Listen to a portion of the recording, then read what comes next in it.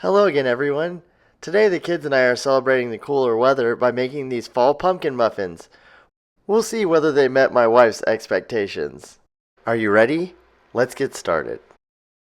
Step 1. Preheat your oven to 350 degrees Fahrenheit and prepare your muffin baking pan. Place the muffin cups inside the baking pan and make sure to spray them with cooking oil. We've found that spraying these paper liners makes it easier to remove them later on when it's time to enjoy your muffins.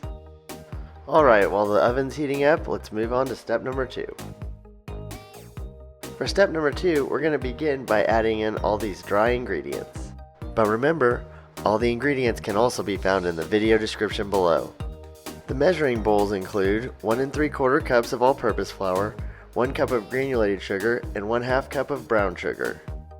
And then there's 1 teaspoon of baking soda, 1/2 teaspoon of baking powder, 1/2 teaspoon of salt, 1 teaspoon of ground cinnamon, 1/2 teaspoon of ground nutmeg, 1/4 teaspoon of ground cloves, and 1/4 teaspoon of ground ginger. And that's it. Grab your large mixing bowl and prepare to add in all these dry ingredients. We had our little ones help with this part. It made it take a bit longer, but we had a fun time. Begin by adding in the 1 3/4 cups of all-purpose flour first, then add in the 1 cup of white sugar and the 1/2 cup of brown sugar.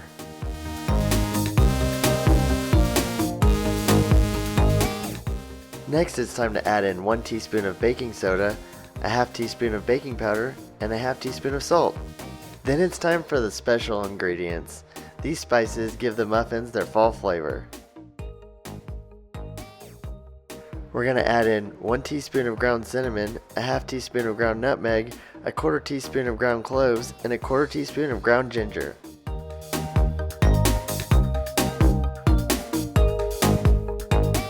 I also like that these spices give the mixture a little color. Now that all these dry ingredients have been added, it's time to whisk them together. My kids always do their best to make it look easy. Once it's all whisked and mixed together, we're ready for the next step, which means more fun ingredients. So let's do it.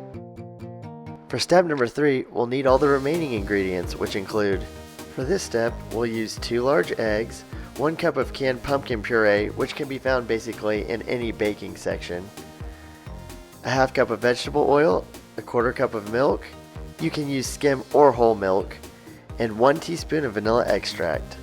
Once again, all these ingredients can be found in the video description.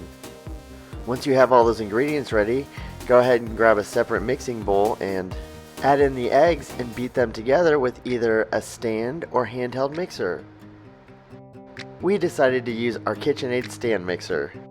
On a lower speed setting, it took a couple minutes to beat the eggs together. Then it was time to add in 1 cup of pumpkin puree. And as you can see, it took a little bit of coaxing to get it out of the measuring cup. Then we added in the 1/2 cup of vegetable oil. We decided to let the mixer keep on mixing as we added the rest of the ingredients. All we had left was the 1/4 cup of milk and 1 teaspoon of vanilla extract. And when all the ingredients were added in, we didn't stop until everything was thoroughly mixed together. This is looking great, so it's finally time for our 2 friends to meet. It's time for our dry ingredients from step number 2 to meet our wet ingredients from step number 3. There are multiple ways to do this, but we decided to add the dry ingredients to the wet ingredients.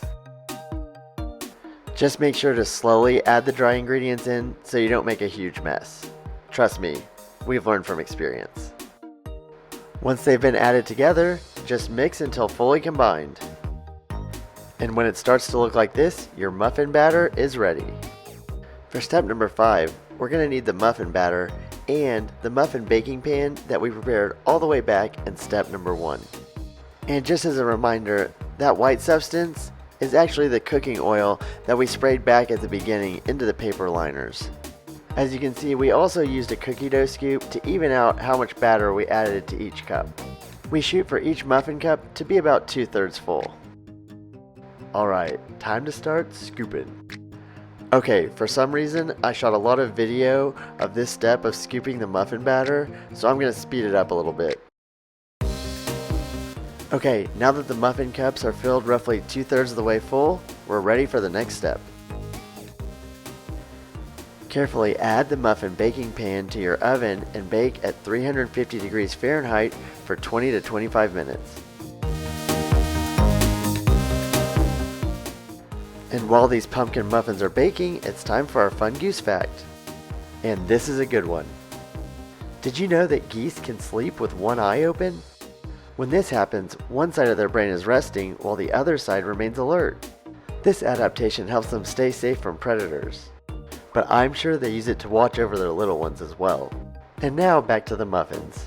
When a toothpick inserted into the center of one of the muffins comes out clean, they're ready to be removed from the oven. Just be careful when you're taking them out so you don't burn yourself. Make sure to let the muffins cool for several minutes before removing them from the baking pan. While the muffins are cooling, it's a good time to introduce some custom artwork our kids made for this occasion. And make sure to subscribe so you don't miss out on other recipes and the associated artwork like this. We're a small channel, so it really does mean a lot. Once the pumpkin muffins are cool enough, you can remove them from the baking pan and they're ready to enjoy.